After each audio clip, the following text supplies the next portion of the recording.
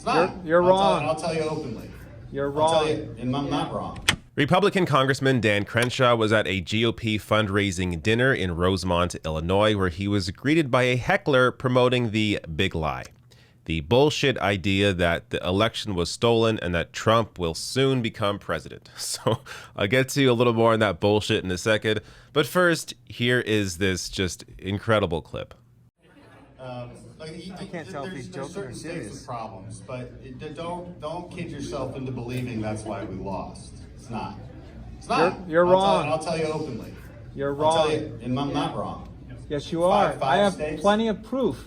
I have proof in Arizona, Pennsylvania, and Georgia. You did the Maricopa. Yeah. How did that turn out? And guess what? It's going to turn out, and it's going to flip. Okay, you watch. You're going to see firsthand. It won't. And you've got to flip all 5 states to make it. You know how they're stealing the elections? All right, I'm not going to argue with this. I'm not going to argue with this. It's just something. Look, I'll say it openly. This is something you got to accept. Is there a lot of voter fraud? He is Yeah, right. Probably is.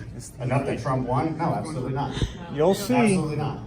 5 different states. Yes. Hundreds of thousands of votes. Yes. You're kidding yourself. Next question. All right. Now, this question was apparently posed by somebody who's actually running for Senate in Illinois, Republican, of course. So this is Bobby Pitton. This is what he posted on July 24th. President Trump will be back in the White House this year. What I wouldn't do to make a bet. I'll bet anybody on this insanity. So completely ridiculous. Now we'll get to breaking down some of the bullshit in a minute. Of course, it's obviously bullshit on its face, but let me get into the details in a second. But this is just, I mean, it shows you how far right the party has gone when Dan Crenshaw isn't far right enough for them. This is a guy who already, before the election, was claiming that expanding mail-in voting is playing with fire, despite the fact that voter fraud is rare. And also claimed that H.R. 1, the voting rights bill, would legalize the kind of fraud found in North Carolina, which is not true. And by the way, the fraud in North Carolina was done by Republicans, and it was caught. So it's completely nuts. This whole discussion is completely insane. But let me get to what's at the heart of all of this. Mike Lindell. So Mike Lindell, I covered this when he first made this announcement. Mike Lindell set August 13th as the date in his bonkers theory that Trump will be reinstated as president. So that's tomorrow. Apparently tomorrow, Trump will be reinstated as president. Well, let's wait and see. And let me get into deeper, first of all, his theories here and how they've been roundly rejected by experts. So as political rights here, Trump's own Justice Department has said it has found no evidence of fraud on a scale that would change the outcome of the November election.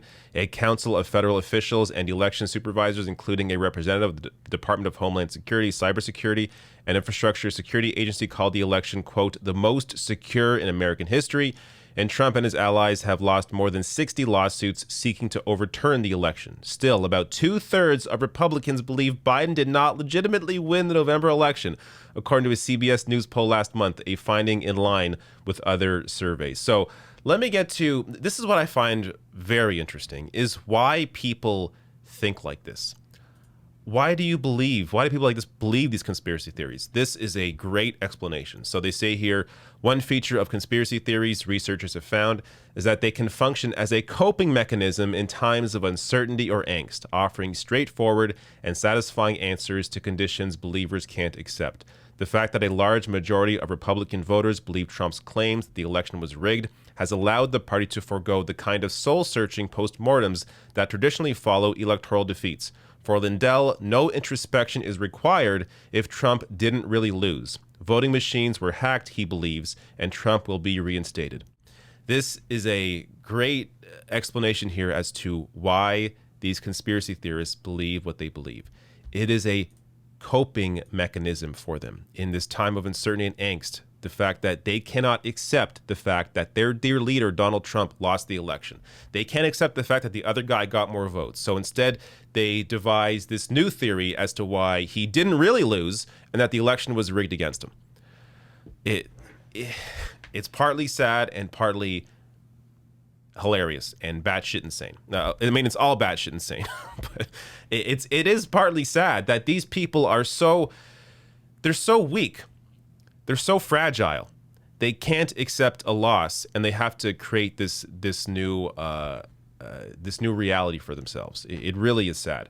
Now, when we get to the idea of how do you talk to these people, how do you shake them out of this, I can't help you there. I really have no idea. I mean, we're going to see tomorrow when Trump does not become president, when it's still Joe Biden, what are they going to do then? They're going to move the goalposts. They're going to say, well, okay, August 13th, sure, the timing was off. It's actually going to be September. Now it's November. Now it's January. Now it's March. They're just going to keep pushing it off to the point where they're going to have to accept the fact that Trump's not president, and that they're going to devise a new reality once again to discuss why or to explain away why they were wrong the entire time without having to admit they were wrong. Like we've seen this play out again and again with other predictions. Those people that predicted the world would end 1,000 different times, and that never happens. It's going to keep going and going and going. And maybe along the way, some of them will wake up and realize, hey, I thought Trump was going to be president by now, and we keep pushing the state back, and it's not happening. Maybe I'm reading bullshit. Maybe it's all made up. Maybe I should now wake the hell up and rejoin reality. Maybe some of them will wake up, but seeing people like this who is an actual attempted or will attempt to be a candidate for the Republican Party in Illinois for Senate, I mean, seeing people this prominent in the party believe this insanity, in terms of this guy's, the guy that was heckling Dan Crenshaw, in terms of his motivation, it's possible he just knows where the base is and is trying to appeal to that to win support, to win the nomination. But a lot of them clearly believe this, and that is just incredibly sad.